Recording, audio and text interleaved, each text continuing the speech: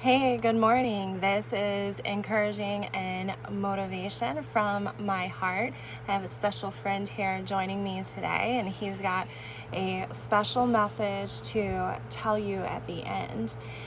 So today we're going to talk about how to overcome yourself, and special thanks to my friend Tiffany, who, after we were done running this morning, she told me, one of the biggest things that she's been listening to is how to overcome yourself. And, that's something that we all struggle with. I even struggle with it, how to overcome yourself. So there was a couple of things that came to my mind today. And first, I want to start out with Romans chapter 12, verse 2. And it says, "Do not be conformed to this age, but be transformed by the renewing of your mind, so that you may discern what is good, pleasing, and perfect will of God." So with that, what is that saying? It's saying don't be conformed to this age. Don't set your mind on the things of this world that's going on at this time frame. Continually renew your mind so that way you'll be transformed. Your mind will be transformed to what it is God wants you to think and God wants you to know. So that way you can discern. So discern means to know what is good, pleasing, and the perfect will of God. If our mind is so caught up in the ways of this world or what people think, then how are we going to be able to hear what it is God wants us to do? So I have 3 questions for you. 1, what does God say about you? 2, what are you passionate about? And 3, your ability and creativity is God-given.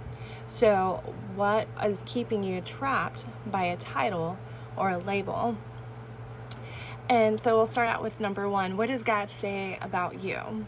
So Caleb, what does God say about his creation? That you are wonderful and creative. And how are we wonderful and creative? Because you are made in his image. Right. Okay, so if we're wonderful and we're creative and we're made in his image, then what passion is it that he's given us?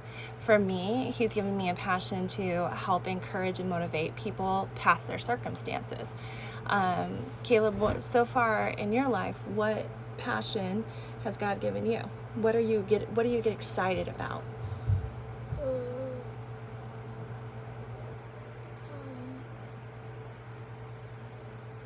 You like helping people, don't you? Yes. Yeah. Helping people. Okay. And the next thing is your ability and creativity is God-given. So don't be trapped by a title or a label. We're not just a mom. We're not just a son.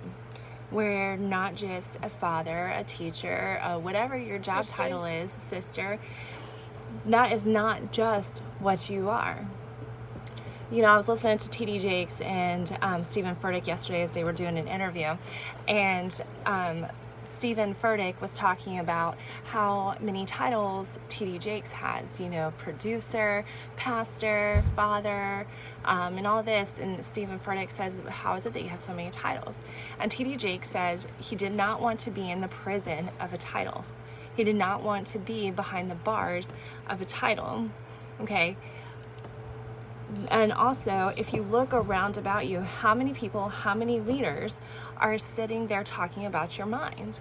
We have Simon Sinek, who is a famous leader. He's wrote a couple of books, and he's going on a mindset tour, and it's supposed to be in DC in March. If you don't know about him, look him up. Simon Sinek, Senac.